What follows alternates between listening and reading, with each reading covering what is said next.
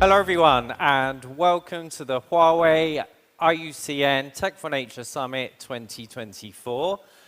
Thank you for joining us today, both everyone in the audience and everyone who's joining us online. 各位领导、各位来宾、媒体老师以及线上的观众朋友们，大家好！欢迎参加2024年华为和 IUCN 联合举办的 Tech4Nature 峰会。I'm Gary, and it's a pleasure to be your host. I've been with the Huawei Tech4All team since the launch of the initiative in 2019, including the launch of Tech4Nature in 2020. 我是来自 Tech4All 数字包容中国区的艾文佳，非常荣幸今天与 Gary 一起来主持咱们的峰会。 Today, we're honored to welcome partners and experts from around the globe to share their insights into how technological innovation and partnerships can be a driving force in nature conservation. 今天我们很荣幸地邀请到来自全球各地的合作伙伴和专家莅临，来分享数字技术如何助力生态保护，与伙伴共同推进科技守护自然的经验和项目成果。 On today's agenda, our opening speeches will be followed by keynote speeches, a panel discussion, Tech4Nature Phase 1 commendations, and the launch of Tech4Nature Phase 2 in China. To give our first opening speech, please welcome Mr. Tao Jingwen, board member and chairman of the CSD Committee for Huawei. 首先，我们有请华为公司董事会成员兼可持续发展委员会主席陶景文先生为本次大会致辞。有请陶总。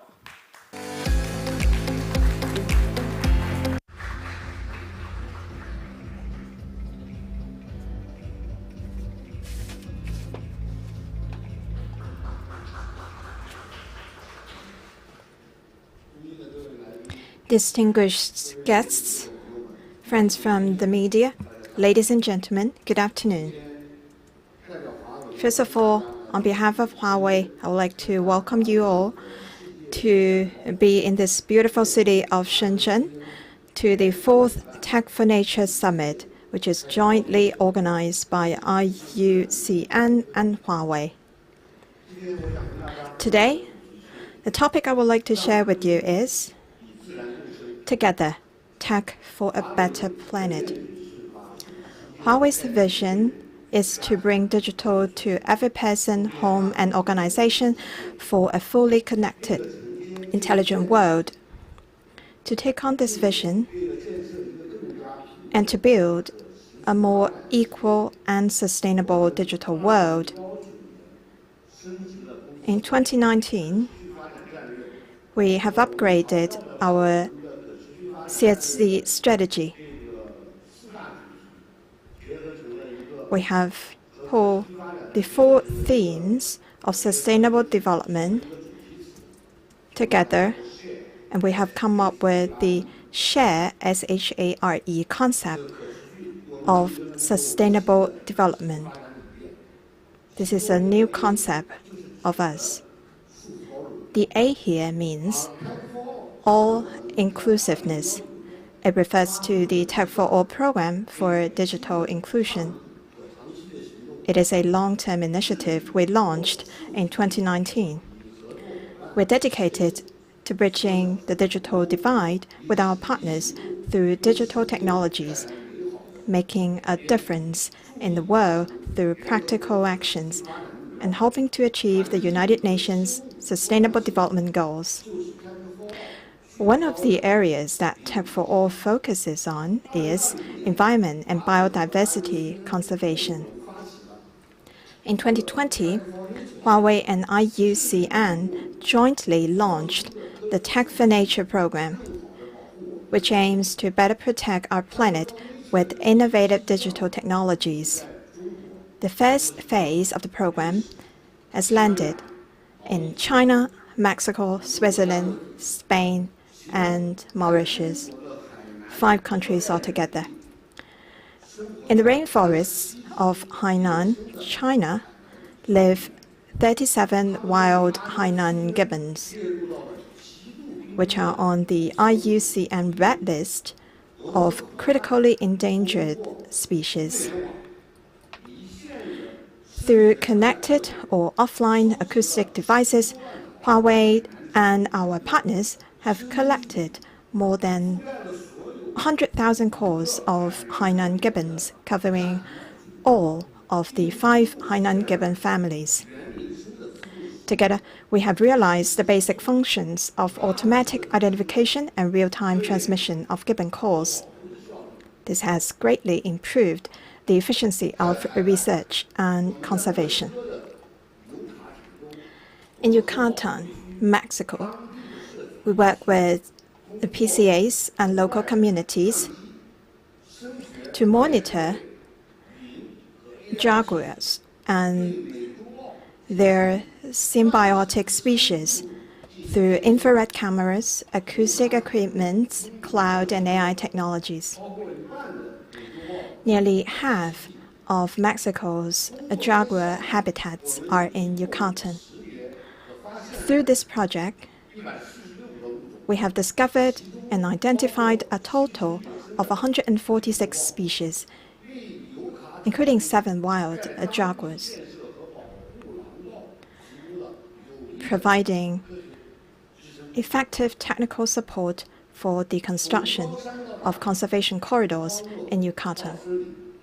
From mountains to the sea, from deserts to forests, Huawei's Tech4All environmental protection program has now taken root in 53 different types of conservation sites around the world. From turtles to salmon, from oriental storks to green macaws, from Hainan gibbons to white-headed langurs. Our program now covers a broader range of ecosystems and protects more species that are rare and endangered.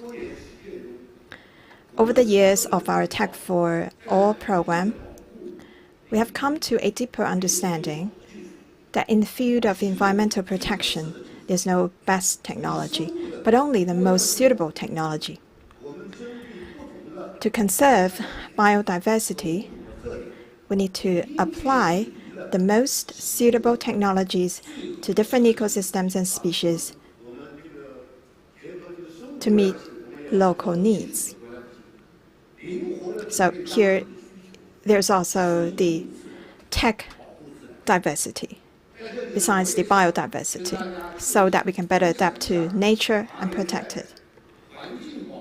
Here, I would also like to share other Huawei practices in the field of environmental protection. With the rapid development of technology,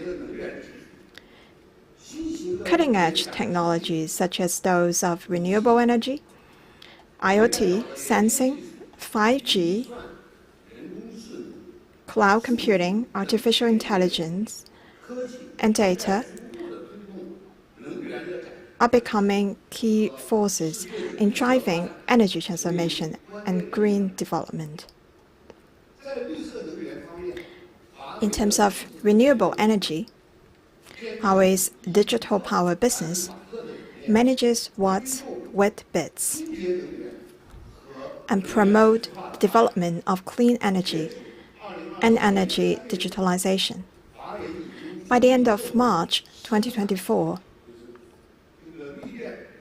our digital power business has helped customers produce a total of 111.6 billion kilowatt-hour of green electricity and save 53.1 billion kilowatt-hour. That means by using Huawei's communication devices and other infrastructure, we have helped our customers to save energy.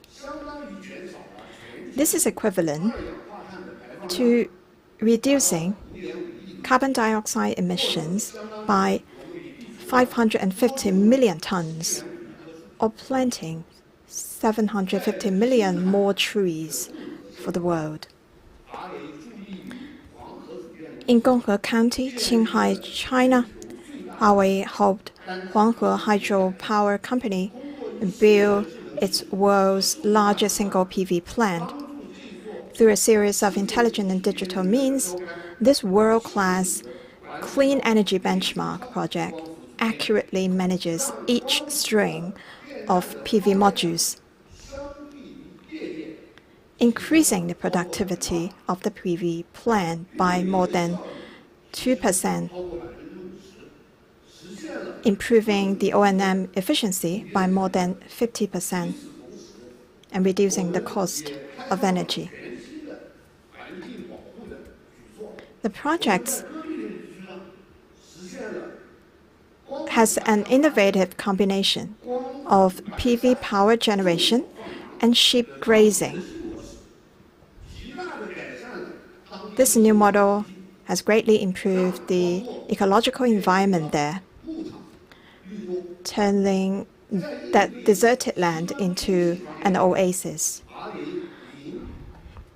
To cope with extreme weather conditions, Huawei Cloud Research and Development Team built a Pangu weather model based on AI technologies. As the first AI model whose accuracy exceeds that of traditional numerical weather prediction methods, the Pangu meteorological model can complete a 7-day forecast of important meteorological elements on Earth in only 10 seconds. The calculation speed is over 10,000 times faster than that of traditional numerical methods.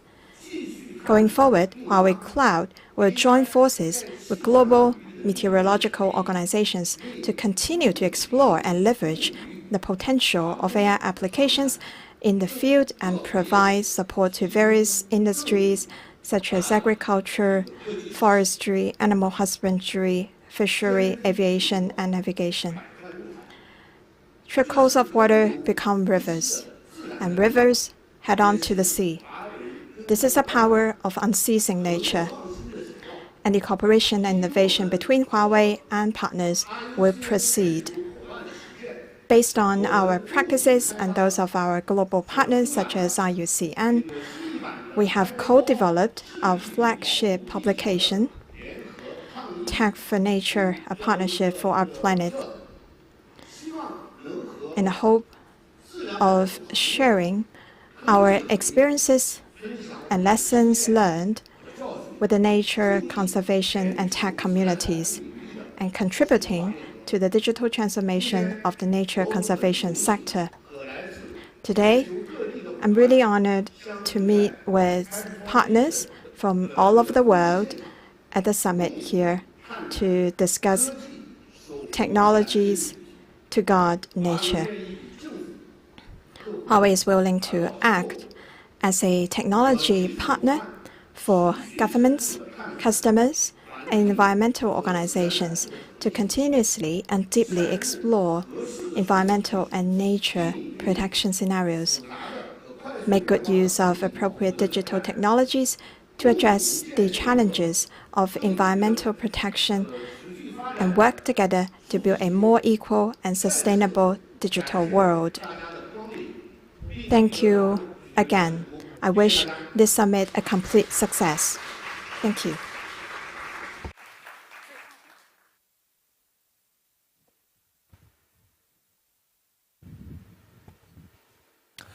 Okay, thank you, Mr. Tao, for sharing the vital role that partnerships and innovation play in driving tech for a better planet. Now, our next opening address will cover achieving transformational change for nature through technology and digital solutions. 用数字技术和解决方案助力实现更多环境保护的可能。Let's welcome Dr. Gretel Aguilar, Director General at IUCN, who is joining us remotely. 接下来有请世界自然保护联盟总干事阿吉拉博士为我们进行线上致辞，有请。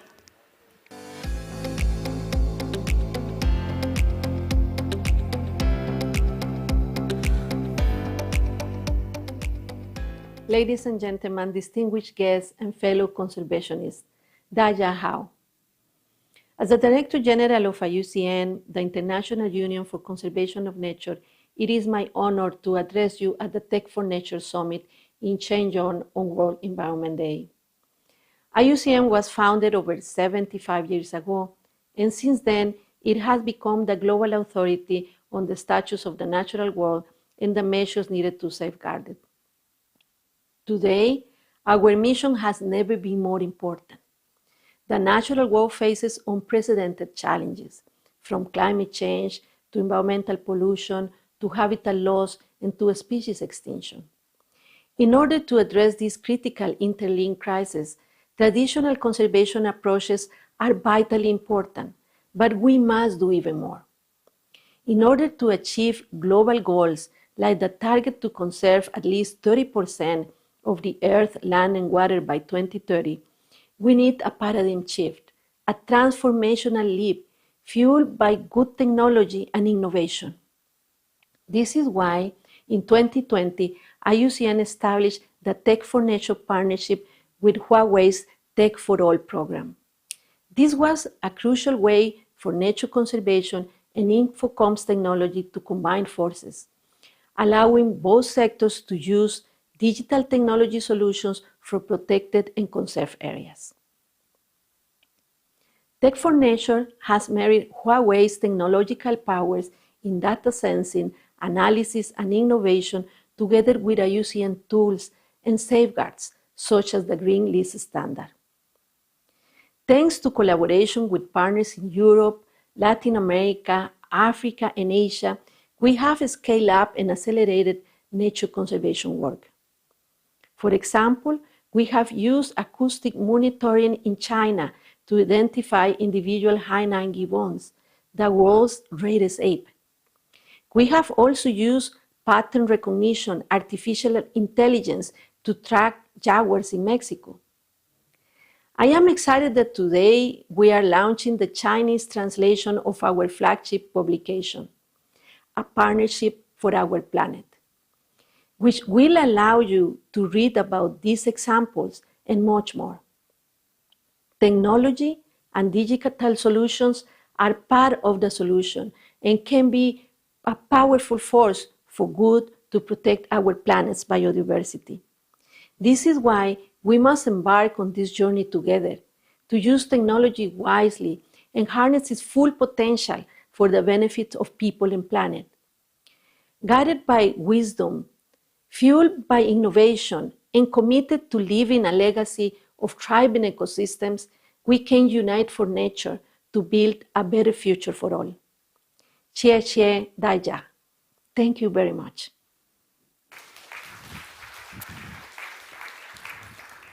Okay, thank you, Dr. Aguilar. Guided by wisdom, fueled by innovation, and committed to leaving a legacy of thriving ecosystems. I think we can all agree that's a great way of putting it. 以智慧为发展导向，以创新为动力源泉，为我们的生态环境留下更多宝贵的自然财富，这是非常棒的理念。感谢分享。A key aim of Tech4Nature Phase 2 is to support the 30 by 30 target defined in the Kunming-Montreal Global Biodiversity Framework. 支持昆明蒙特利尔全球生物多样性框架中定义的30×30目标的实现，是 Tech4Nature 2期项目的重要内容。To explain more about the road to 30 by 30, it's a pleasure to introduce our next speaker, Mr. James Hardcastle, Global Director of Protected Areas for IUCN. 那具体什么是30×30的项目目标理念呢？接下来我们邀请到世界自然保护联盟保护区全球主任 James Hardcastle 先生为我们分享，有请。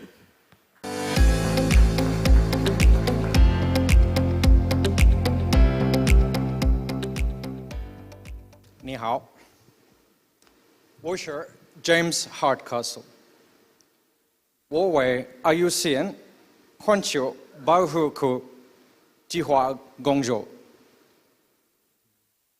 我很高兴来到深圳，感谢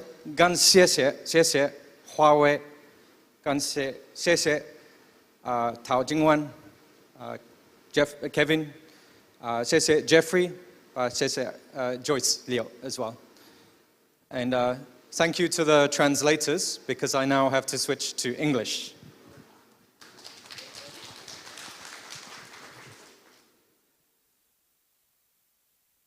I've lost my desk, my podium, so.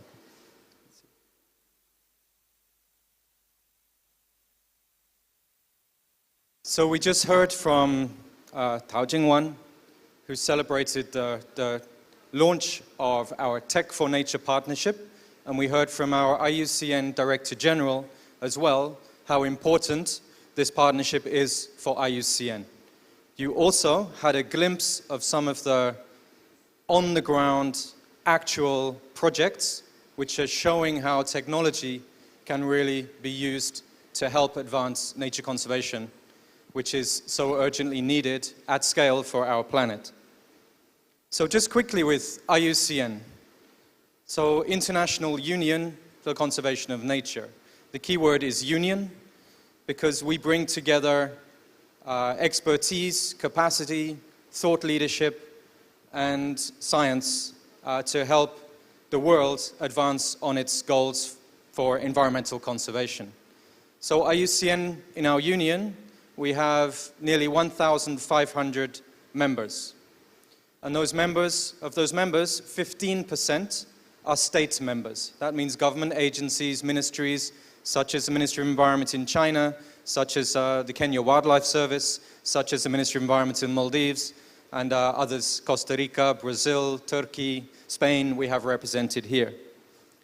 But our members are also the practitioners, the environmental organizations, the sustainable development organizations. They're also our members. Indigenous peoples organizations, also part of IUCN. So in terms of our membership, we cover the whole range of government policy down to local practice, local community representation.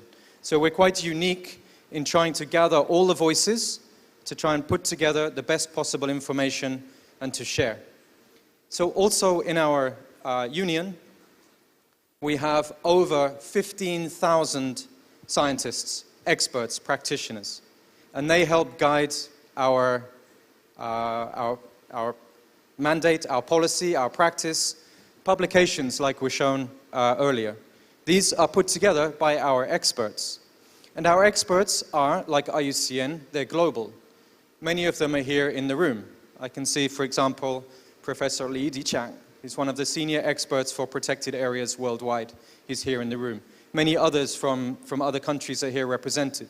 So our expertise is truly international, and we can draw upon those volunteer contributions from scientists and practitioners to help inform our policies. So when you see an IUCN publication or an IUCN statement, it is not just from some people sitting in Switzerland deciding to say something. It is the sum of all of you who are members, all of you who are experts, providing that insight, providing that guidance, and advising those policies.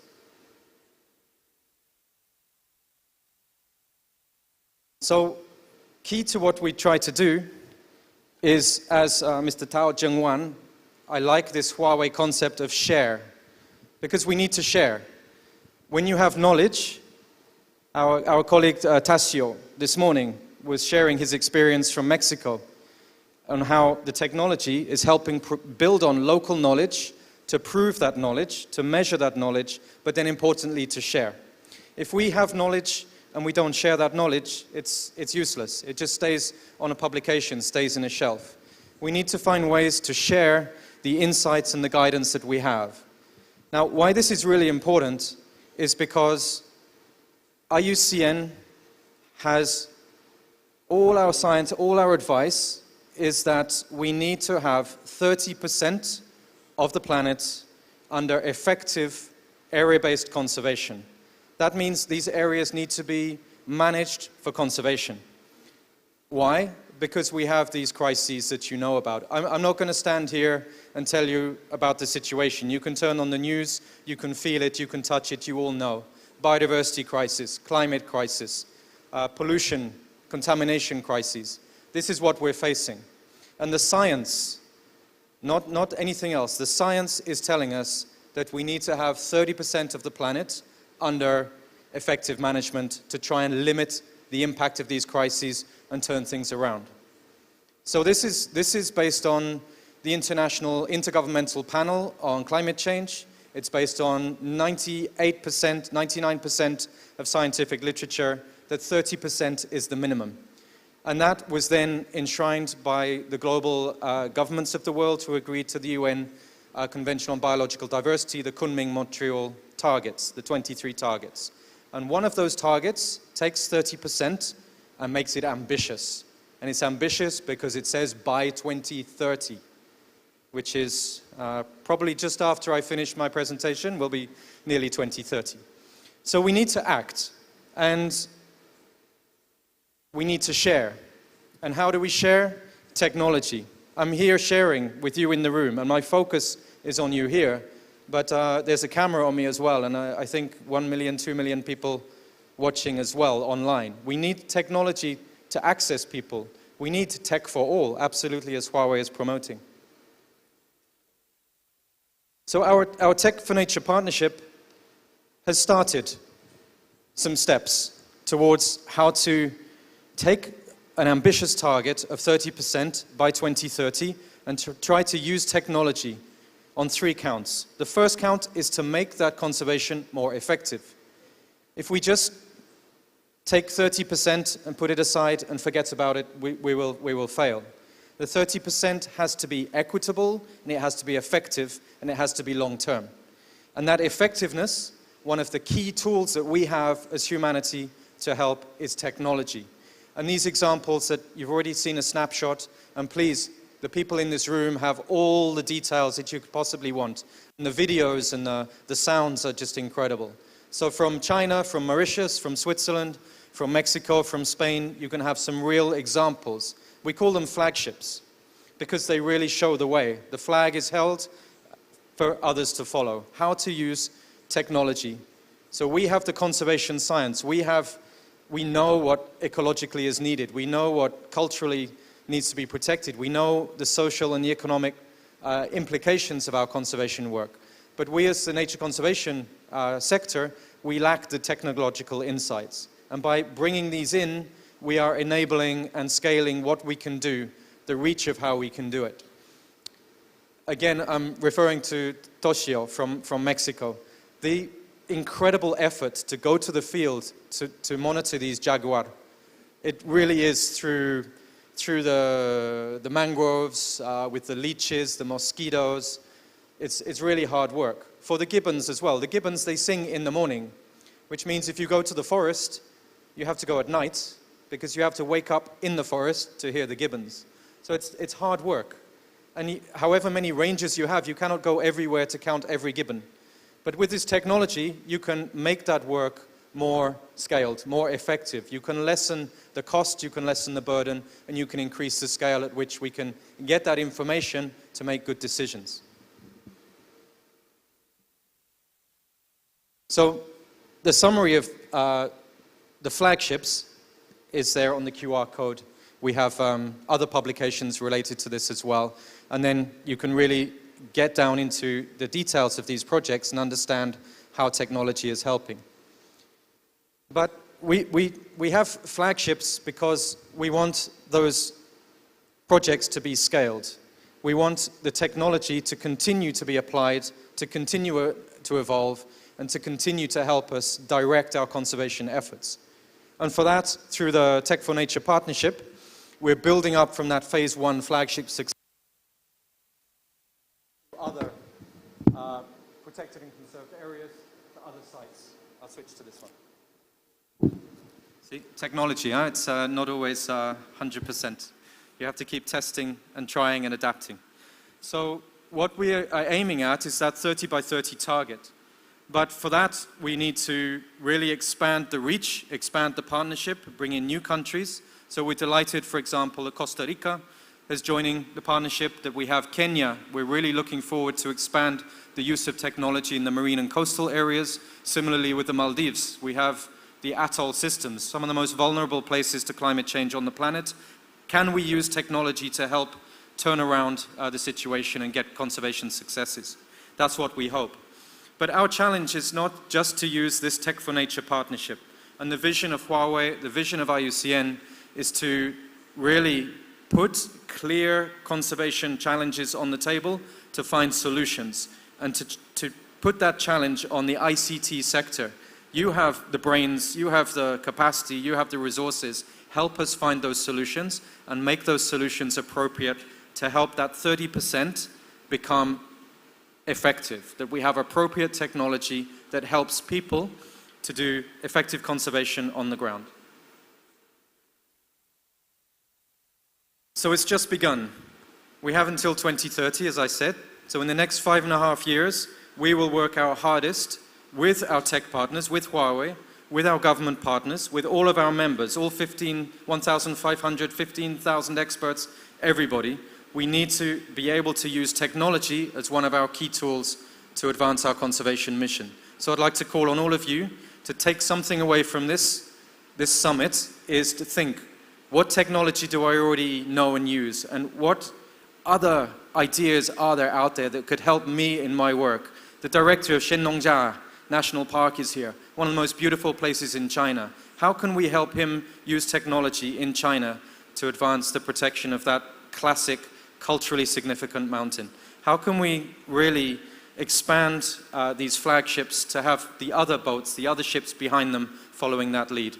So I'd just like to end on that note, just to thank all of my IUCN colleagues, all of my Huawei colleagues, and all of you online, and I wish success for the rest of the summit. 谢谢, thank you.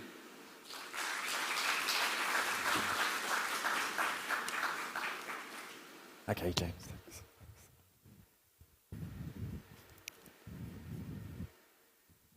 Thank you, Mr. Hardcastle, for that very informative talk on how Tech4Nature can help us reach the crucial GBF target. 感谢 Hardcastle 先生的分享，让我们更加清晰地了解到如何实现30×30的项目目标。Now, before we introduce our next speaker, we'd like to invite our online audience to take a quick poll. To answer on the Huawei Tech4X account, scroll to the thread below the live stream to vote. 本次峰会将进行全程的线上直播。那接下来我们有一个小小的投票互动环节。And here's the question. Do you think initiatives like Tech4Nature will play a key role in the future of nature conservation and environmental protection? 投票的问题是：您认为在未来的自然保护行动中，像 Tech4Nature 这样的联合倡议项目会发挥重要的作用吗？谢谢。The mobile industry has a vital role to play in the nature conservation arena, and as a result, we're seeing some exciting innovations happening. 在自然保护行动中，移动通信产业也发挥着非常关键的作用。那技术的创新可以带给生态保护更多令人惊喜的可能。To share her expertise in this domain, let's welcome Ms. Anna Colhoun, Senior Insight Manager of the Climate Tech Program at GSMA. 让我们欢迎来自 GSMA 气候技术项目高级经理安拉口后律师为我们分享，有请。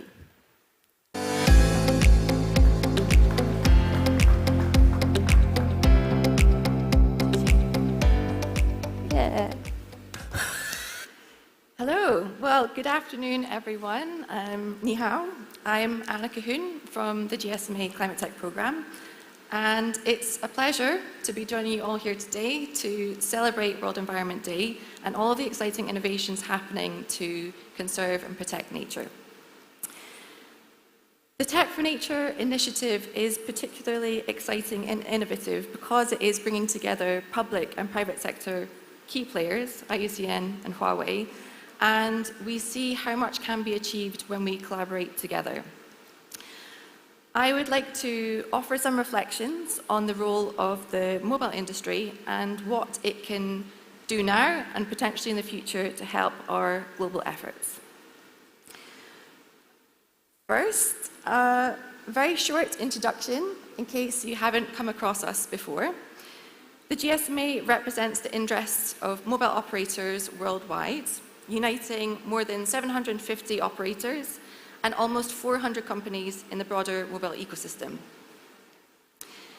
GSMA's Mobile for Development team sits at the intersection of the mobile industry and international development sector. I am specifically from the Climate Tech Program.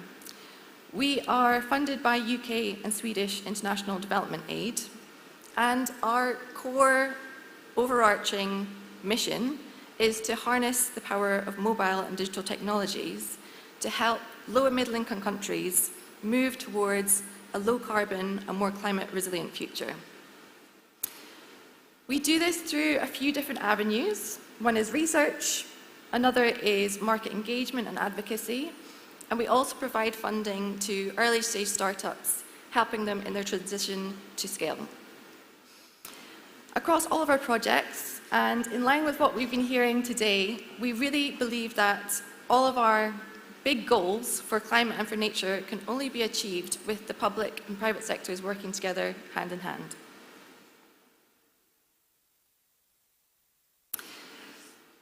Since 2020, the GSMA Climate Tech Programme has been exploring how mobile and digital technology can both protect nature and empower communities. We have been discussing today these two different phenomena happening in parallel. One, escalating environmental challenges, and two, rapid technological advancements. And really what we see the need is to marry the two to accelerate progress.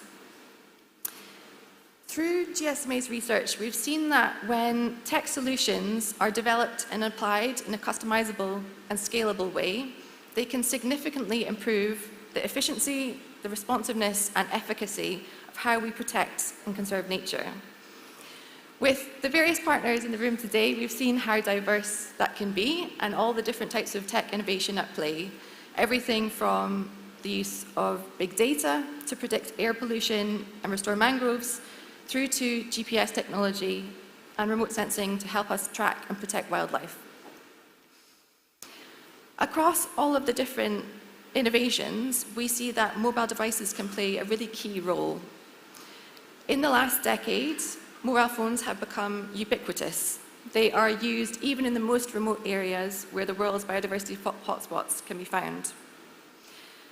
By offering unmatched reach and integration into daily life, mobile-based solutions can underpin the most impactful use cases, helping to achieve everything from mapping and documenting biodiversity, driving citizen science, and improving how we actually share information among key stakeholders. More recently, we've been looking at the nature tech boom, so looking at particularly how the application of frontier solutions such as AI and blockchain can catalyze conservation efforts, how it can curb biodiversity loss, and importantly, create more resilient livelihoods for the communities that are at the forefront of protecting the world's natural resources. So what does this mean for the mobile industry and telcos? Well, we know that the private sector can play a really pivotal role in reversing biodiversity loss. The new global goals, such as those set out by the Global Biodiversity Framework, are causing a shift in attitudes and action among businesses.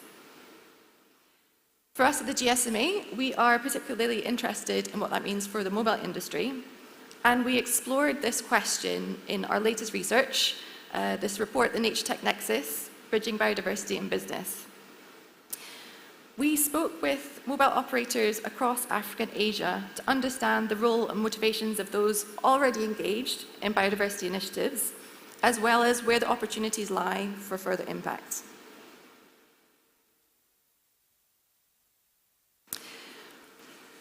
What we heard is that biodiversity is gaining attention within the sector, in large part due to the new nature-related reporting requirements coming into effect. However, while it is rising up the agenda, gaining traction, it remains relatively nascent as a topic, and it doesn't yet have the level of internal visibility or movement that we've seen in other strands of climate action, particularly on net zero commitments. At this stage, most operators are getting to grips with new reporting requirements and developing standalone biodiversity strategies, which we expect to see being published in the coming months. It's worth noting that the GSMA has formed a biodiversity task force, and that currently comprises 40 global operators who are working together to address the sector's collective efforts to better understand and respond to biodiversity impacts. When we looked at specific initiatives within the mobile industry, looking at nature and biodiversity, the vast majority fall under more kind of sustainability functions of the business, but gradually we are seeing them transition more to also focus on kind of core business strategy, leveraging innovation to support nature, communities, and business as a whole. We profiled different case studies which were particularly compelling, and of course that included Tech4Nature from Huawei and IUCN, impressive both in terms of its scale and impact. Across all the case studies we saw, a core factor for success was a blending of expertise and innovation from strategic public and private partnerships.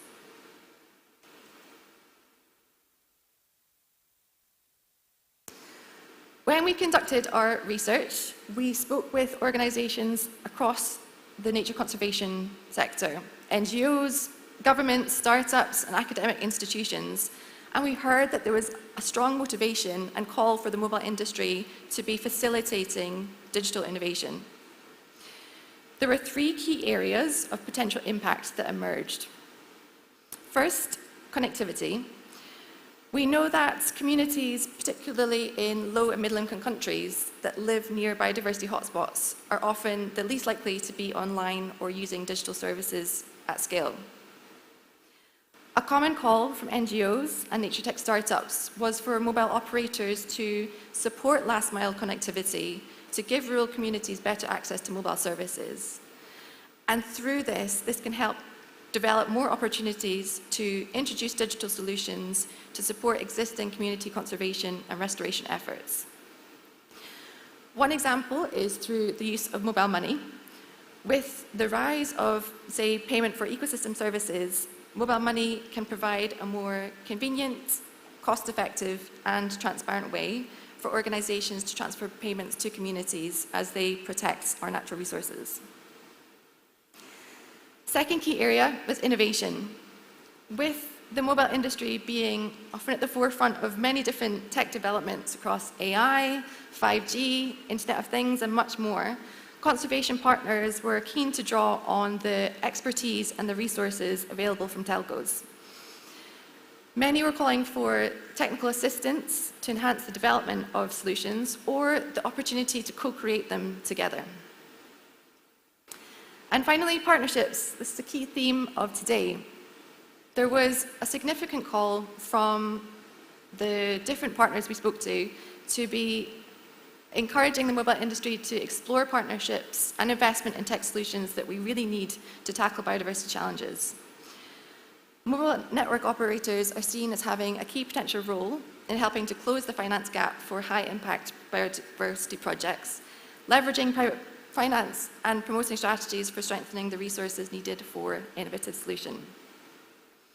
So ultimately, we believe that the mobile industry has the opportunity to become leaders in biodiversity conservation, driving positive change for both nature and communities. And this is why the Tech4Nature initiative is so encouraging.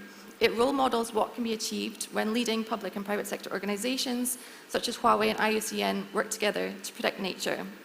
And we look forward to seeing what achievements Phase 2 will bring. Thank you.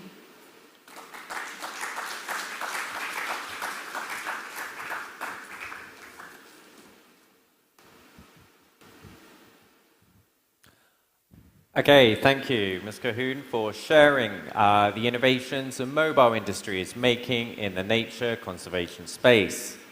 感谢分享，正是因为无处不在的连接，才让自然保护的效率变得更高效，方式也变得更加创新。Okay, next we're going to deep dive into the science of nature conservation to explore where biodiversity monitoring technologies are heading. 为了万物共生的美好，接下来我们将深入探索生物多样性保护与自然保护科学领域的创新技术发展。Let's welcome Mr. Li Dichang, Chief Scientist for the Ecological and Nature Conservation Institute at the Chinese Academy of Forestry. 有请中国林业科学院生态与自然保护研究所首席科学家李迪强教授为我们分享，有请。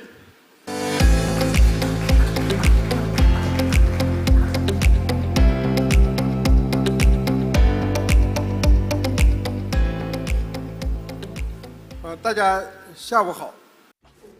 Good afternoon. Today, I'm going to talk to you about prospects for biodiversity monitoring technologies. Just now, the other speakers also mentioned a couple of technologies for biodiversity. For my presentation, I will mainly focus on the monitoring indicators, the new technologies, and the prospects. First, let's start with the definition of biodiversity. Actually, there are many dimensions, including genetic composition, species population, species traits, so on and so forth. So it's a diverse system of metrics. Apart from these metrics, we also need to look at threats, for example, land use and resource acquisition. These items also have to do with biodiversity.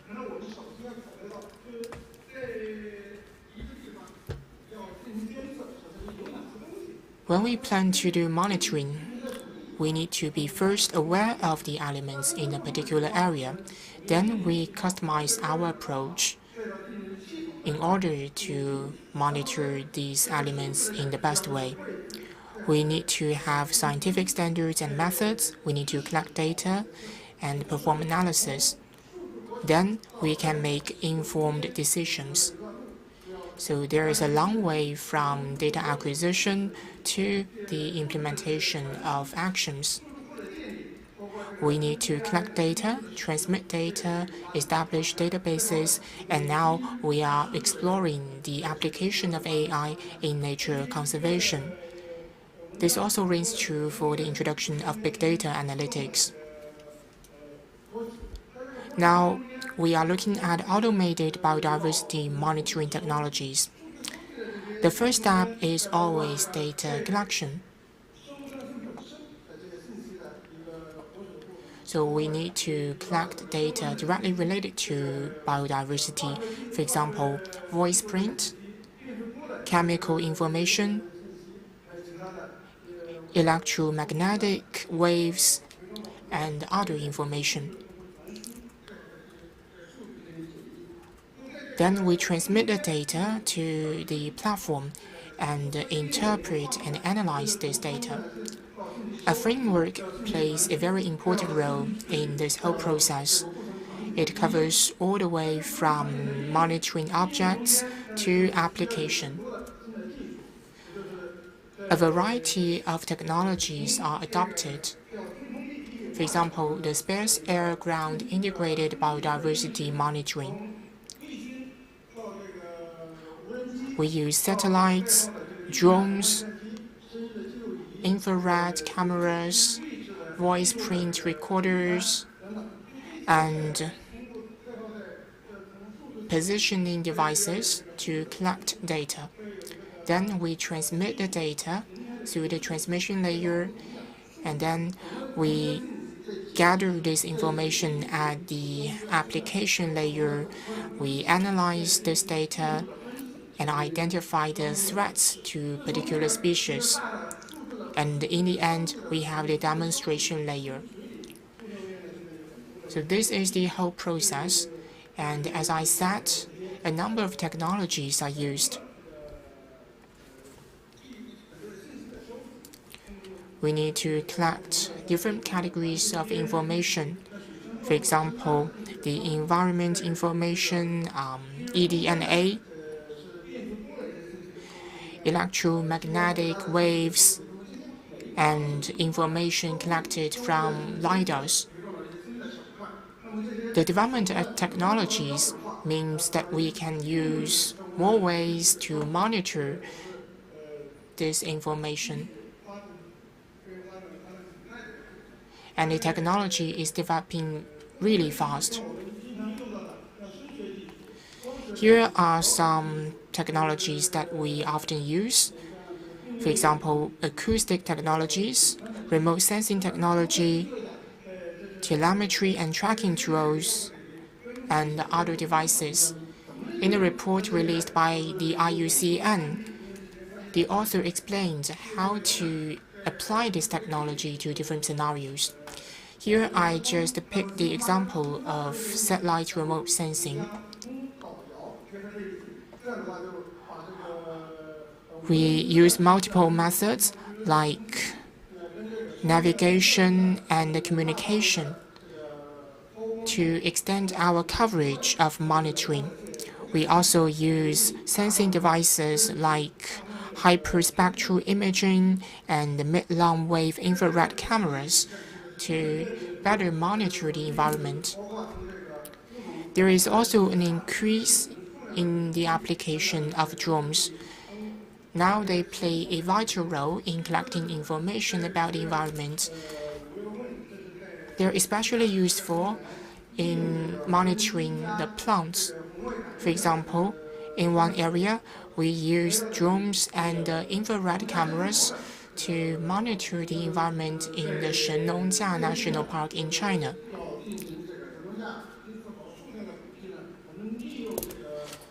So we need to use the technology to monitor the species, like the golden monkey. So we can use the technologies to monitor the movement of the creatures.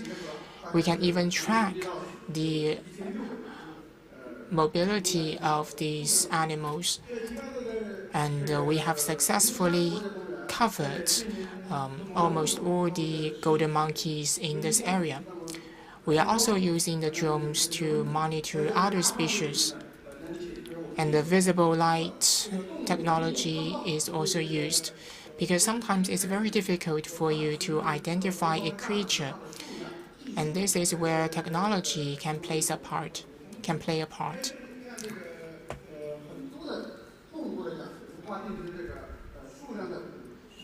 And for some species, it's very difficult for us to estimate the population. For example, some large carnivores. So we can use the DNA metabarcoding to monitor these species. And sometimes there are cases when humans run into conflict with animals. And our researchers collect the scat from different animals, and then we analyze this scat. In this way, we are able to better estimate the number of animals.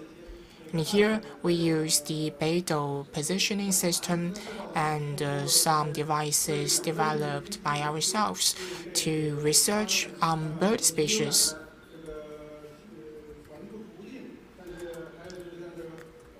With the use of technology, we are able to monitor the propagation trajectory of diseases like the bird flu.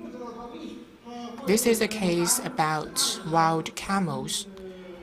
In this case, we want to know whether they will go through a particular path. So we use this transmitter collar or positioning collar to better position these animals. Now I'd like to talk a bit about application. Technologies are developing very fast. Professionals, research institutions, and local communities have a lot of demand in getting this kind of information. And we need to convert the physical world into digital signals, and then we transmit the data, perform analysis in order to perform smart management. In this process, digitalization plays a key role. It should match the requirements for smart management. So we need to achieve comprehensive sensing, scenario collaboration, smart decision-making, and auto operations.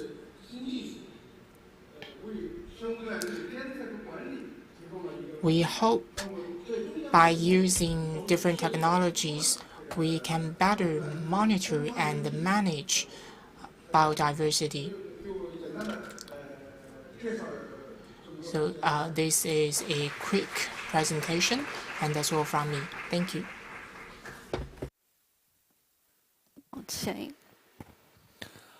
Okay, thank you, Mr. Li, and thank you to all of our speakers for your insights into the cutting edge of technology applied to nature conservation. 感谢李立强教授的分享，我们了解到最新的数字技术在自然保护领域的应用，正是完美的践行了科技守护自然的理念。Now it's time to explore some of the key questions in the tech and nature conservation domain with our expert panel. So let's welcome our panel moderator to the stage, Mr. James McBreen, Senior Program Manager of Technology and Innovation for IUCN.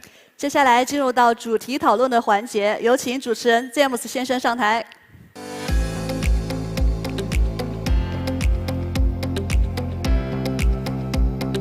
Thank you very much. Good afternoon to everybody. Good morning, good afternoon to everyone online as well. It's a pleasure to be here today on World Environment Day 2024. I feel very honored to moderate this panel with esteemed guests representing a number of our Tech4Nature flagship projects and sites, which Mr. Kevin and James Hardcastle introduced briefly. This panel is really about advancing innovative technology, digital solutions for advancing our work on fair and effective area-based and species conservation. I would like to begin by inviting each of the 5 panelists onto the stage to join me, beginning with Joyce Liu, the Tech4All Program Director from Huawei. Joyce, okay, that's fine. In a second. Then we'll go to our next panelist, please, Professor Diao. Could you please join me on stage? Hi, Joyce. Thank you.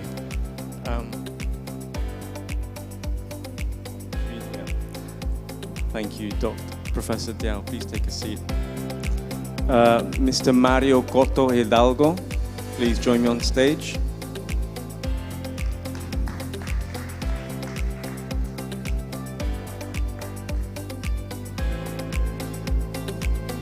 Regina. Mario.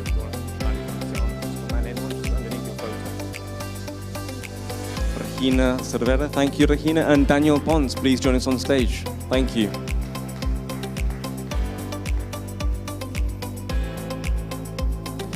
So I'd like each panelist in 60 seconds to make the best use of our time to give a very brief introduction to say, well, a bit more detail about who you are and where you work, and quickly introduce your role in supporting Tech4Nature. Thank you. Joyce, go ahead, please. Okay, thanks, James. This is Liu Mingzhi, Joyce Liu. I'm coming from Huawei Tech4All Digital Inclusion Office. Actually, I joined Huawei around 20 years ago, but I joined our Tech4All team only 1 more year. I learned a lot from our team members and from IUCN and also global partners. Once again, I would like to use this chance to introduce Tech4All. Tech4All is an initiative launched by Huawei at 2019, and our aim is to use our digital technology to trying to bridge the digital gap, and also trying to support the UN SDG, and also what mentioned by James Hardcastle about 30 by 30 goals. We believe that technology should be for good, should be for the society and the people's development, and also very important is that should be for our only home, the Earth, sustainable development and a better future. So hope with all the partners and with you, we can achieve that goal. Thank you. Thank you, Joyce. 大家下午好。 Good afternoon, everyone. I come from Hainan Institute of National Parks. I'm the deputy president of the institute, and I'm a professor in Hainan University.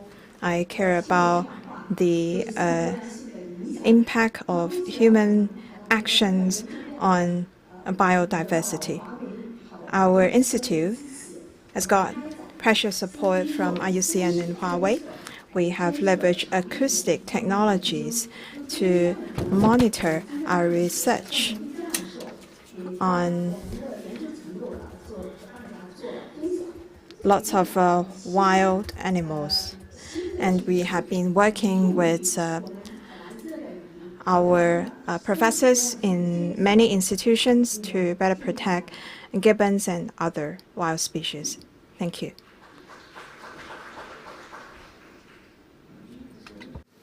Thank you, James, and thank you, everybody. I'm super happy to be here today. Regina Cervera, Regina, English. I don't know if I have a Chinese name, but I'm a project manager at Seamines. It's a Mexican-based NGO. We work in Tech for Good, mainly developing all sorts of projects where we promote the responsible use of technologies for social and environmental impact. We actually jumped to nature tech projects such as Tech4Nature almost 4 years ago. And we are one of the implementers of Tech4Nature in Mexico. So I think you've seen today a couple of times our Jaguars project. We're super proud to be presenting it today.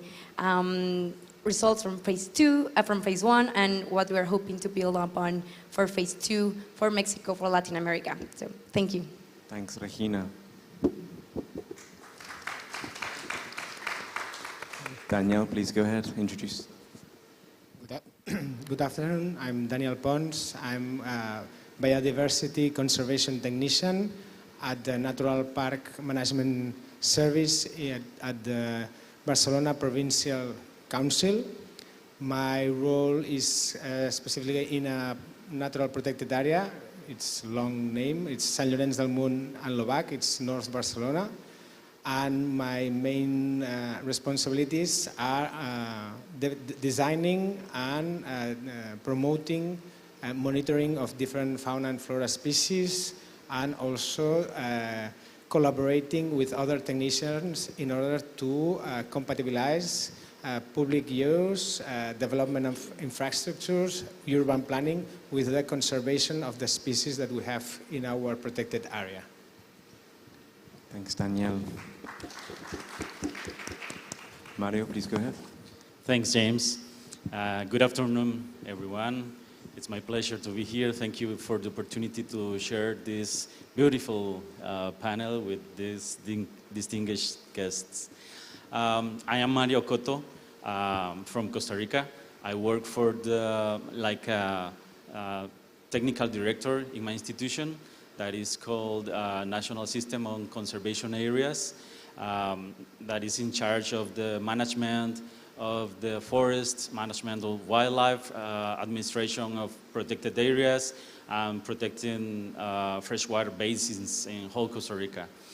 I have 25 years working in my institution, and I am very passionate about the conservation of biodiversity and, of course, bringing together technology to innovative processes to know more about the biodiversity and on the understanding of the behavior of the species, and of course about the ecosystem's functionality. Thank you very much, Mario. So we have here represented on the panels, we have government counterparts, national level government, subnational level government, women-led grassroots national non-governmental organization. We've got a National Institute of Research in China, and of course one of the largest ICT sector companies in the world. I think the importance that we've heard all this morning, and that we'll continue to hear throughout the day and throughout the work that we're driving through Tech4Nature and through these partnerships, is exactly that, the need to develop these very agile collaborations and partnerships to advance the work and to find these mutually, these win-wins, let's say, for nature, for climate, for biodiversity, you know. I would like each of the panelists to share further insight specifically around a specific question which I'll raise to each of them, maybe starting with you, Joyce, to begin with. What for you, from Huawei side, would be some of the next exciting, innovative, technological, digital solutions that we would perhaps expect to see or look forward to seeing to advance the work that we are driving on effective and fair area-based and species conservation? Thank you. Okay, thank you, James. So actually, before I worked for Tech4All, I used to be an ICT engineer, especially on wireless accessibility, this kind of technology, for more than 10 years. So I think I can share some idea from my perspective about how to utilize technology for innovative technology for the nature conservation. Actually, just now I learned a lot from Professor Lee. His report is really a very comprehensive study. So I have a similar understanding. I think for an innovative solution or a successful solution, first we need a good technical architecture. Each need several layers. For example, in the bottom, we need, firstly, we need the data collection, because we need to understand what happened in this environment and what happened to this species or the wildlife. So we need the sensors or the terminals which can get the information from them. Currently, we have a lot, for example, the kind of sensor or some drone, but we still need to improve and upgrade the capability. For example, we need this kind of sensors has more environmental friendly. For example, it will use into some time in the high mountains or underground or even in the sea. So the material itself needs to be improved, and also sometimes it needs change battery. So how about the self-powered, solar-powered, this kind of new kind of terminal? It's really necessary. Yeah, and also for the drone, we also can see that the drone technology can help humans to go many places which for humans very hard to reach. So this kind of things we think we still need to make some improve on the accessibility layer. And then we need to go to the connectivity and accessibility. We all know that now we have 5G, it's a very innovative technology, but actually in the nature conservation, I think we need to find a suitable solution, not only a new, latest, most groundbreaking one. For example, in the high altitude or under the sea, maybe we need use some existing technology or even the satellite. Yeah, we need more various accessibilities. This is required. And also, if we go up, we need the data transmission and also data storage, then this analysis part. Currently, we already start some trial on the artificial intelligence, like we did in the Norway salmon saving this project. We trying the artificial intelligence. We trying to save the local salmon. If the underwater camera identified this is the local salmon, and it will open the gate to let this salmon go through to the upstream rivers. So this one is really a very good trial, but I think we still need to explore the more use case. AI is really can help us to save the human labors and also improve the efficiency. And one more thing is very important is between the intelligent analysis to intelligent decision making. And this part, I think we still have a gap. How to make automate operation, as Mr. Li Jiqiang just shared, we need to dig more technologies on this side. Yeah. Not only analysis, not only identification, but we need to tell for example, the final rangers or this owners, how to do the next step. Yes, and more technologies like blockchain, which can make the all the information more transparency, traceable. I also think it can be used in our nature conservation, this kind of solutions. So finally, actually, what my opinion is we need to find suitable technologies for this specific scenarios or specific species or biodiversity conservation.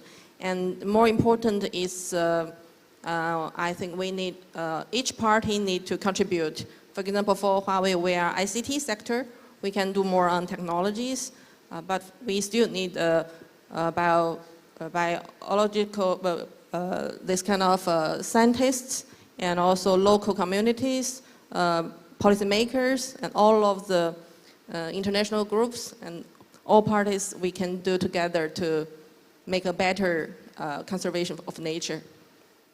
Okay, thank you. Thank you very much, Joyce. So we'll go back to some of these points that each of the panelists is raising towards the end, but I would like to maybe invite Professor Diao from your experience working with the Hainan Institute as Vice Dean of National Parks. Could you share some of the experience on the importance of fostering collaboration with ICT sector, companies, conservation organizations, and local communities and stakeholders? Thank you. 非常好的一个问题啊。That is a very good question. I'm now working at the Institute of National Park. In order to better conserve nature, synergy between different parties is needed. The harmony between humanity and nature is very important, and we need to respect nature. Only in this way can we create this sort of harmony. But the question is how to reach that goal. Well, that requires the collaboration between different parties. Different stakeholders should really stick together in order to form the synergy.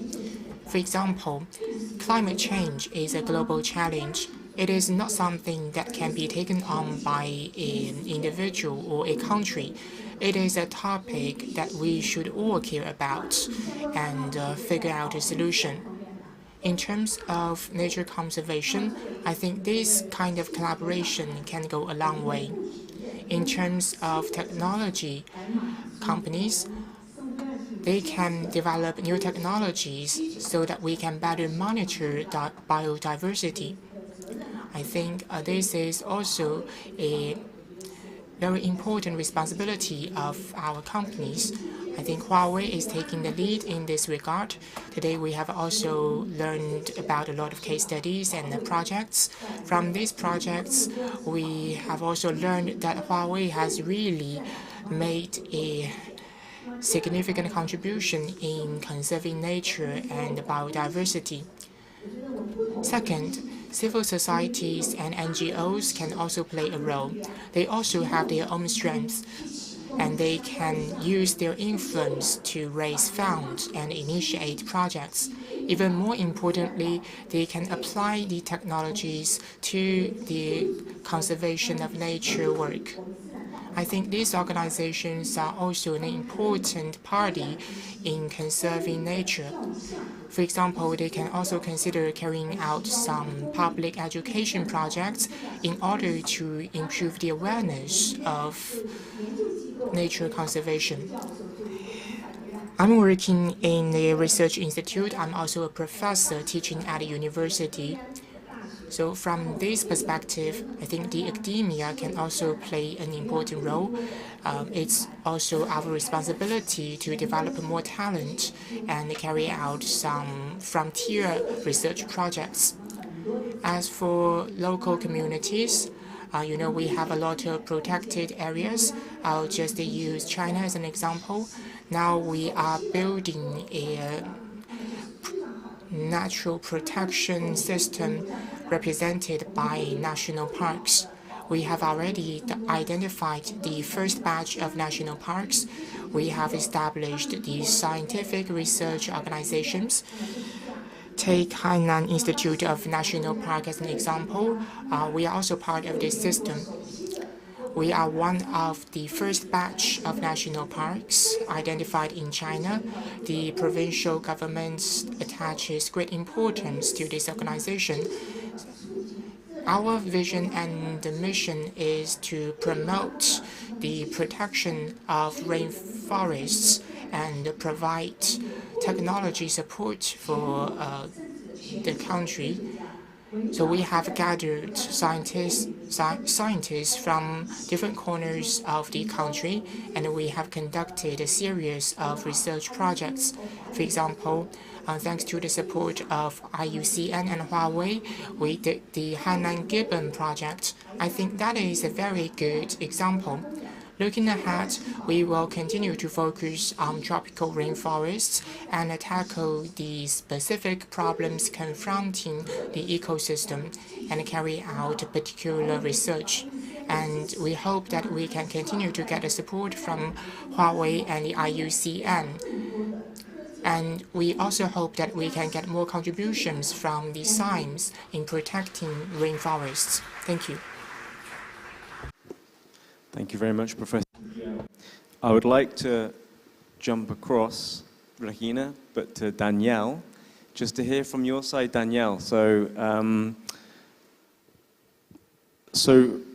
what are some of the challenges and opportunities that you've perceived in your role and you've experienced as, technical officer, National Parks Management Service from the Barcelona provincial government in Spain? So some of these challenges and opportunities which are most significant in terms of the rollout of some of these innovative technologies, digital solutions, and how they kind of fit into sort of the more traditional conservation management tools and frameworks that we're used to using, let's say. And we're pushing the boundary of trying to develop new tech and roll this tech out to have this kind of this increased efficiency and impact of these technologies. So perhaps just to reflect on some of the experiences from the San Lorenzo Park in Barcelona, just some reflections from you. Thank you. Thank you, James. From my perspective, there are two main challenges. One is the lack of certain digital or technological skills among professionals. People who may be very expert on the field, senior technicians, experts on nature, conservation, ecological processes, but not so much on how to use and implement technology or how to make most advantage of technology. Training, lifelong learning is key here. Disciplines that we as biologists, for instance, we never learned at university in our senior technicians, my case, or master degrees. We have now the chance of young ones, young graduates that are more familiar to all these technologies, all these softwares that have been developed last decades to solve this challenge. The other challenge that I would like to underline is also that it would be the full implementation of technology in protected areas. I have two questions to answer your question. Are we mature enough?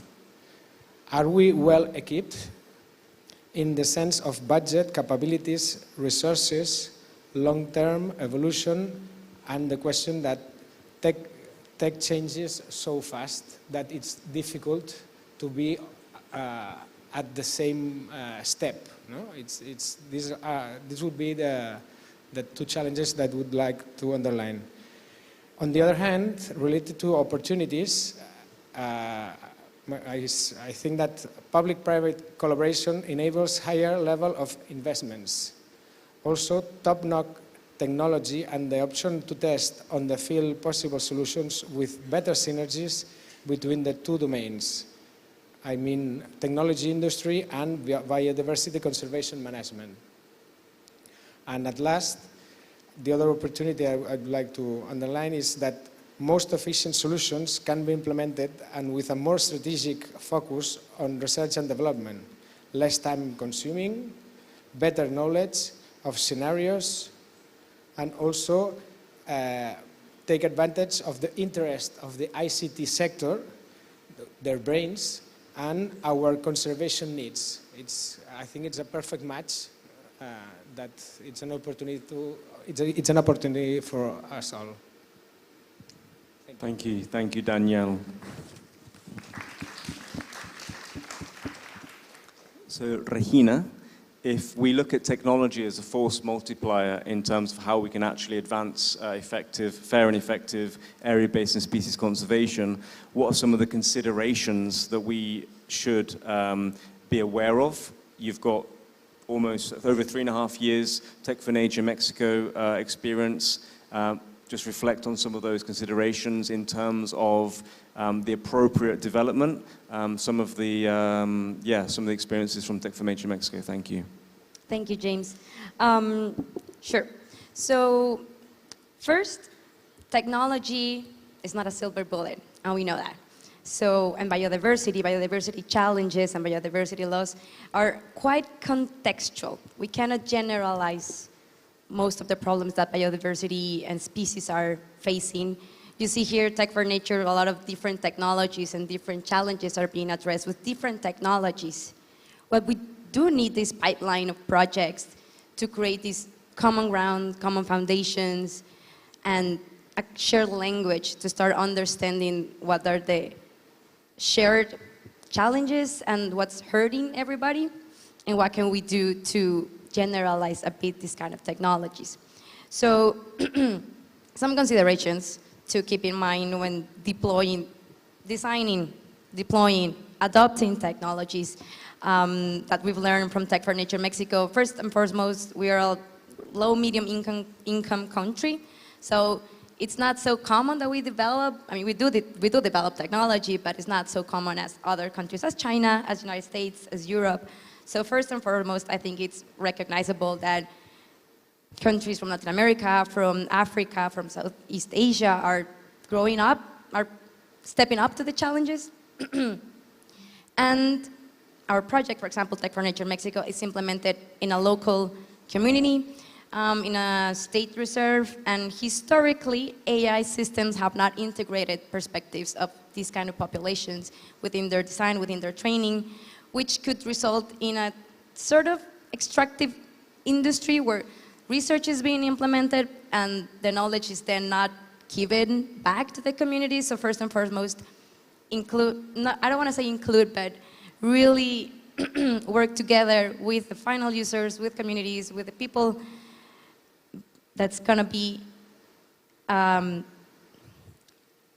target population, because I don't want to say beneficiaries anymore, but from the territories, right? To have the knowledge integrated from the territories and the perspectives so that biases can be reduced and we start reducing this potential extractive industry that big data could be turning into, create shared benefits. So we are all benefiting from this data, right? Biodiversity, nature are public goods. It's our right to have breathable air, to have clean water, and nature should also be seen as rights holders, and we're seeing more cases of nature being recognized as right holders as well. So we need to start creating these mechanisms of shared benefits for the people that are conducting the research and gathering the data, the ones that are analyzing the data, and as I think Professor Zhao put it really beautifully, to give it back, and Joyce also said it, how this engineering and technology could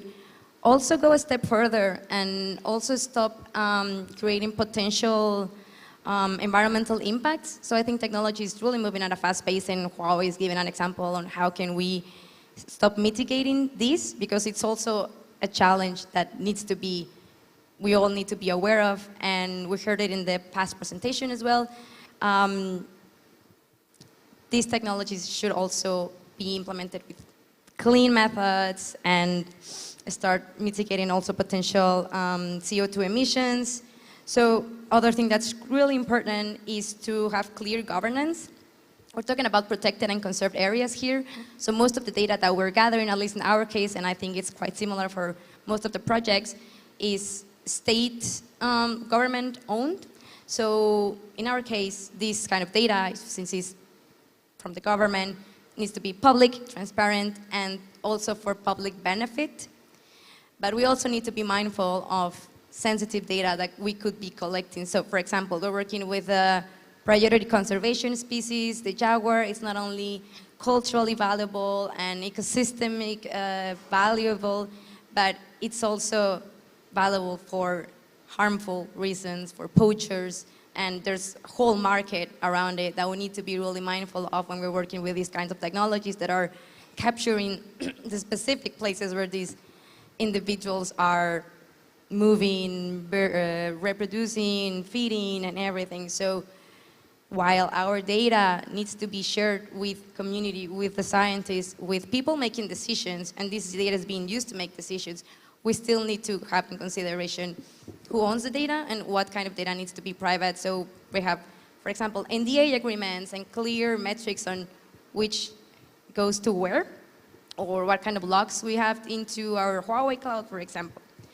And I think I want to close saying that we need to be pretty honest and mindful about what mistakes we have made. And there's a lot of industries that have moved forward with data analysis, that have best practices to share as well as mistakes. And language was evolved to not make the same mistakes as others. So I think this could be something that we could look into other industries as well. To have transparency and explainability, meaning our capability to explain how these models were trained, with which data, how are they working. We still don't know how many of our CNNs in the end actually work. There's still like a black box in it. But as our capabilities allow it, we should be able to explain it to whoever is looking into this data. So for example, if you go to the Tech4Nature Mexico website, you can find manuals for non-technical users on basically AI 101 and algorithms 101. And all of our models are also publicly available on GitHub. So try to promote open source as well is something that we'll always be looking into with these kind of projects, because as I said, biodiversity, nature are common goods that should be for everyone, and tools to protect them should be for everyone. And these technologies are here to complement our knowledge, not to go above it or to replace it, but as a complement of our local knowledge, of our expertise, and everything we've developed as humans. Thank you. Thank you very much, Regina. So just for clarification, CNN that Regina referred to is not the US-based news outlet, it's convolutional neural network, which is the pattern recognition AI, artificial intelligence, which is used to identify the jaguar species and the individual jaguars within the jaguars, which are detected, which is amazing. We saw with Tosho earlier this morning in the workshop some of the amazing footage and the use of this tech. So building on that, I mean, we had the opportunity for everyone who was fortunate enough to be present this morning before this Tech4Nature Summit this afternoon. We saw from Professor Diao, from Regina, from Danielle, the experiences of Tech4Nature China, Tech4Nature Mexico, and Tech4Nature Spain. For those of us lucky enough and who have the time to spend this afternoon, we will see from Mario, Tech4Nature Costa Rica. But now during the panel, I would like to invite Mario just to comment a little bit about some of the experiences that you have as Technical Director of the National System of Conserved Areas in Costa Rica in the use of some of these technologies that you've had over many, many years. Costa Rica is a country which has been pushing the boundaries, driving, advancing innovation for many, many years in many different fronts. So maybe just to hear from you, Mario. Thank you. Thank you, James. After that presentation, now I feel more inspired. Oh, how you feel? Don't you feel inspired? We all have been hearing or listening about great comments, about listening about huge achievements in the different projects, and we are just confirming that the technology projects and digital solutions and mobile industry and technological industry can be working together with conservation. This is something big, because right here in this room, we have leaders of the industry working together with countries that are leading their own projects in the different countries. This is something big, just to celebrate the Environmental Day, right? Well, as you know, Costa Rica is a fully committed country with the conservation and sustainable use of biodiversity. We were co-proponent of the 30 by 30 initiative. And of course, we truly believe that technology can do more about the knowledge, do more about the opportunity to the understanding of the species and the ecosystems, of course. In our case, technology projects give us the opportunity to advance more quickly in the ecological monitoring processes of ecosystems and their species. This is very important, precisely because traditional monitoring processes have generally been long and very expensive. Currently, in the same period of time, under the same methodology and with the opportunity to generate comparable information, technology helps us accelerate this process. In Costa Rica, also, we have good human capacities in academic centers and NGOs. The opportunity to have the best technology is very important so that new scientists can advance more easily in their research. And one of the great challenges is access to technology, since it is still not so simple in economic terms. And on the other hand, we need to be connected in all the ways. In the room, we see people with different sectors, but the sectors have to be connected like the natural ecosystems are in whole the world. That's why, because need to bring more leaders in the tech industry, mobile industry, and provide more digital solutions and keep working together. Thank you. Thank you very much, Mario.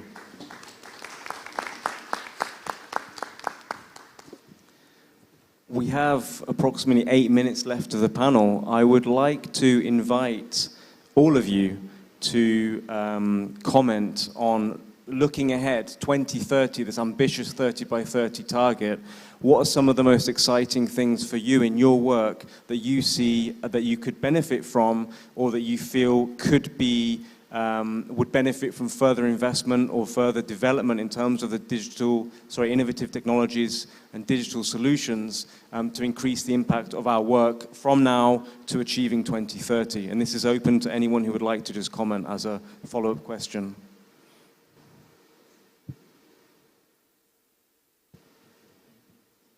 Okay, from me? Okay. So from my work, actually, my job is just to utilize technology and to make a better nature conservation, in our Tech4Nature project. So what we can do is, firstly, we need to get a bigger network through IUCN, through all the partners. Actually, like today, we organize this kind of seminar or summit together because we want to learn from each other's. We want to learn what's your experiences and lessons from your nature conservation, and then maybe I can utilize it into my projects. So this is the first thing I think we can learn from each other and trying to improve our future application to make more this kind of projects. Yeah, and secondly, I also think we can organize this kind of sharing, experience sharing more frequently. Actually, we discussed in our Tech4Nature initiative with GEMS together. Maybe future we can also trying to make some online seminar, webinar, or this kind of summit to let more groups join us. Because we think it's not only for ICT sector, not only for local communities, not only for IUCN, right? So all the parties need to do their own effort and we can create a better future.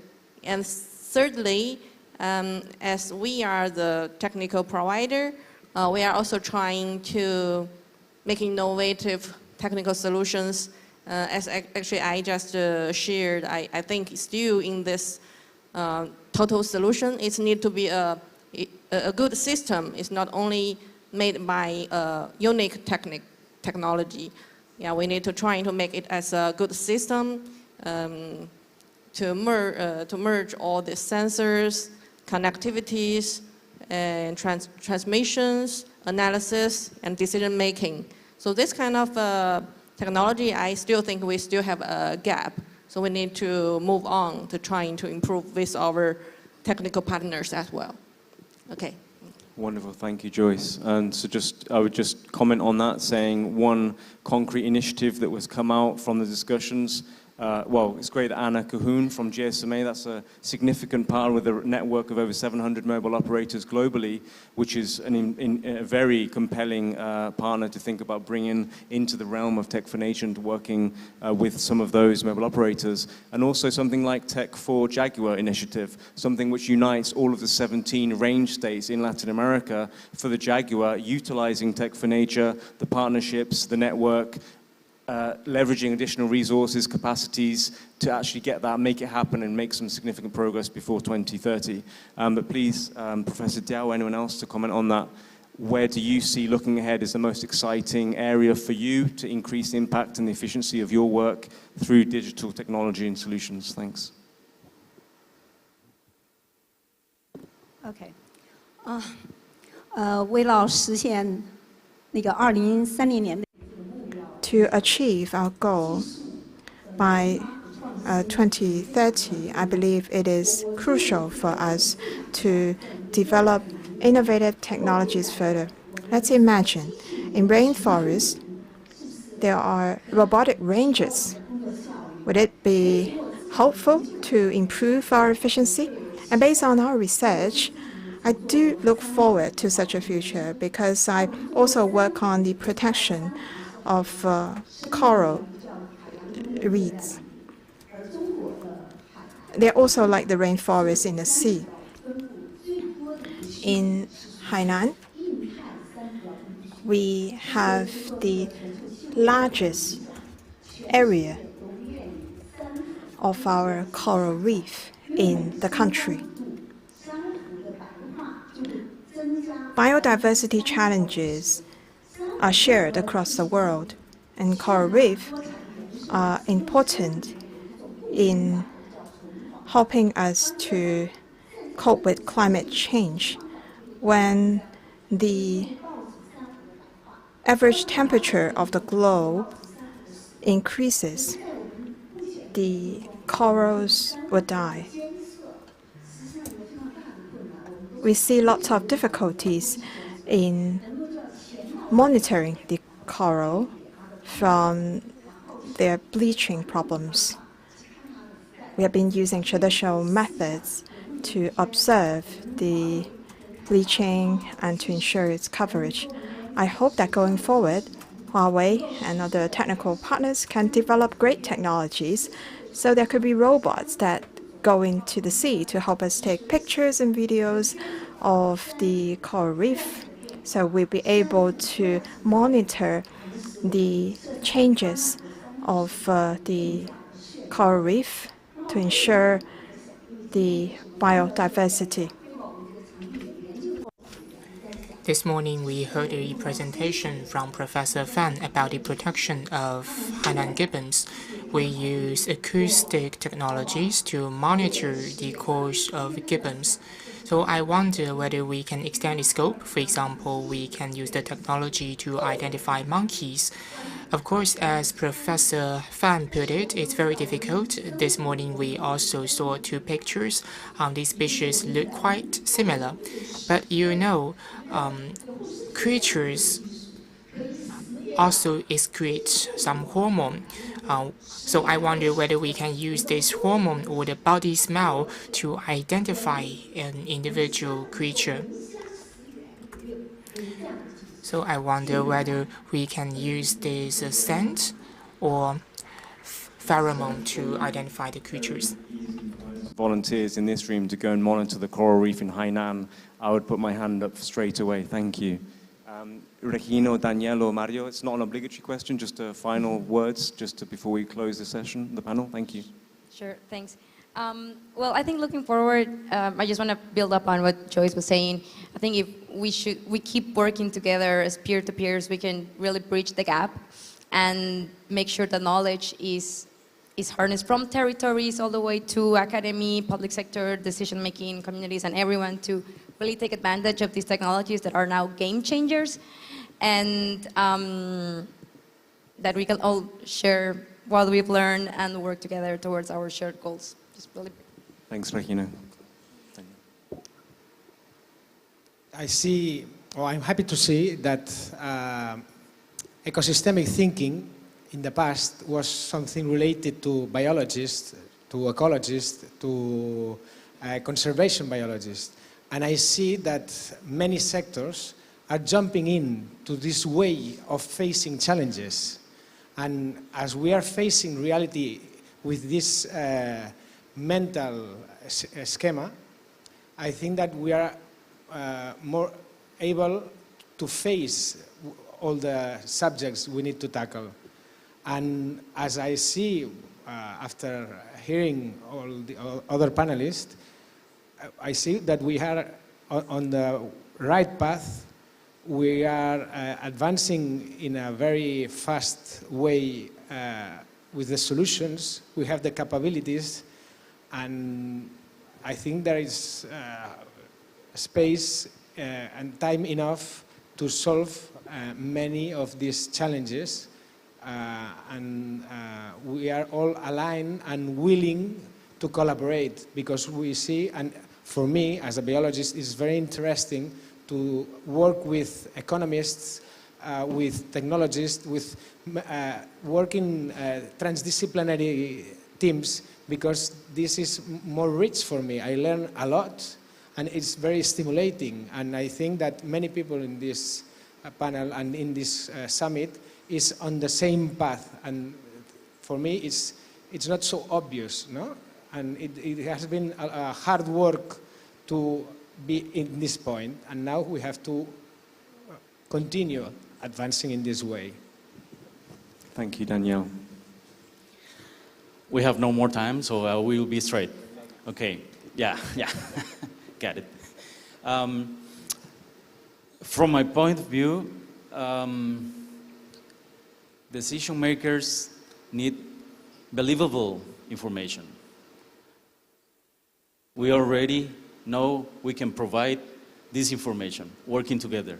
So let's keep working together and bring more partners to the game. Thank you. Thank you, Mario. So a very, very many thanks to our esteemed panelists. I hope you've enjoyed it as an audience. And yeah, let's continue with the Tech4Nature Summit. Thank you very much, everyone. A warm round of applause for the panelists. And another one for you.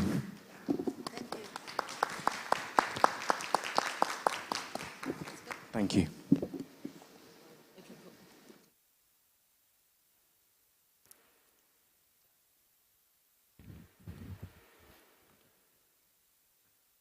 Okay, thank you all for that illuminating discussion, which I'm sure has given us much to think about. 感谢各位专家的精彩分享，也带给我们很多的启迪和思考。Tech4Nature Phase 1 flagship projects involve many partners and successes in terms of what was accomplished. So next, we're pleased to present the Tech4Nature commendations for outstanding contributions to nature conservation. Tech4Nature 第一阶段的旗舰项目自启动以来，获得了国内外合作伙伴的大力支持，并且呢，在自然保护的领域也取得了非常可喜的成果。接下来，我们非常高兴地见证 Tech4Nature 一期优秀的旗舰项目进行颁奖。To receive their awards, please come to the stage. From China, Ms. Diao Xiaoping.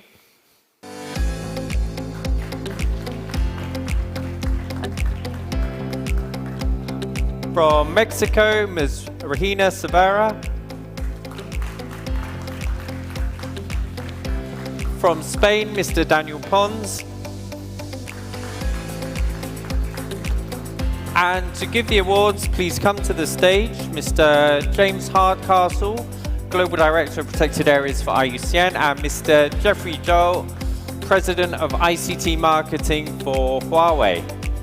接下来有请世界自然保护联盟自然保护地总监 James Hardcastle 先生以及华为 ICT Marketing 总裁周军先生上台进行颁奖。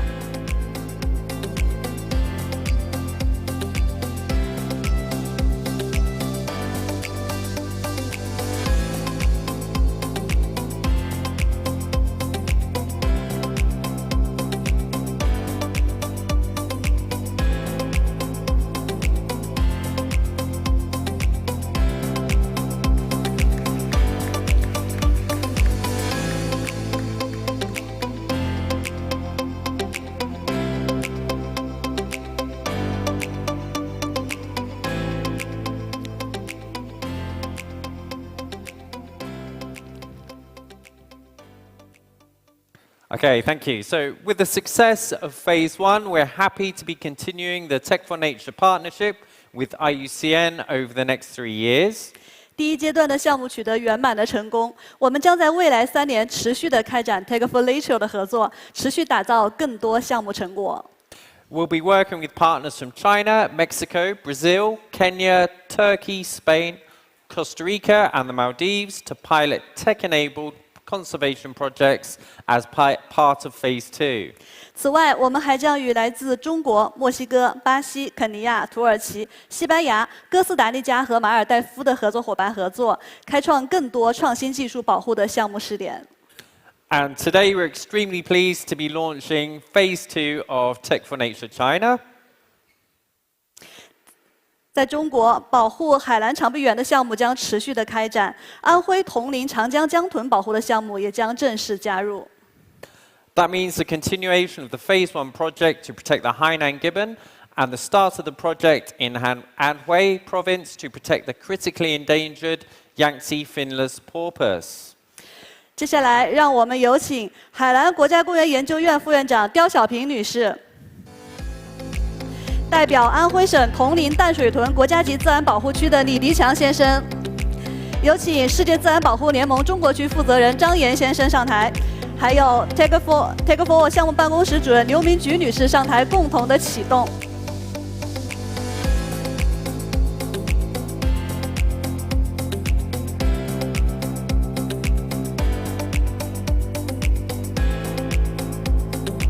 好的，请大家举起手牌，然后靠近大屏幕，将手牌放在对应的位置。好，我们接下来将共同的点亮。那倒计时开始，3、2、1。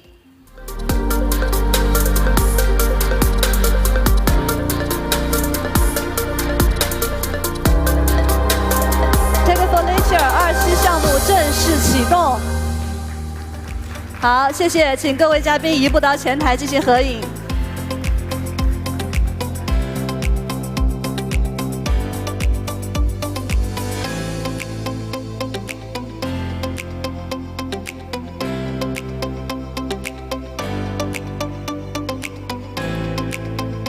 好，请嘉宾落座，稍事休息。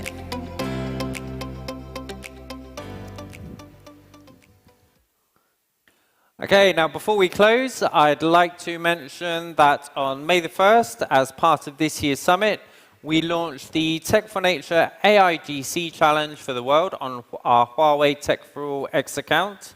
And with IUCN, we asked our audience to create AI-generated art of endangered species. 今天5月1日，我们在 Word on X 上发起了面向全球的 Tech4Nature AIGC 创意挑战，征集来自全球各地使用 AI 工具设计出珍稀物种的创意作品。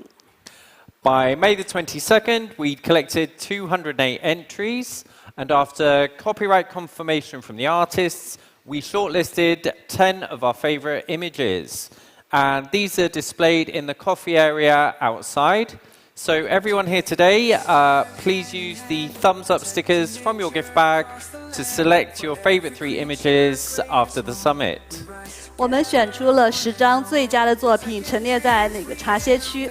待会儿呢，请大家从礼品袋中拿出点赞的贴纸，然后投票选出3张你最喜欢的作品。谢谢大家。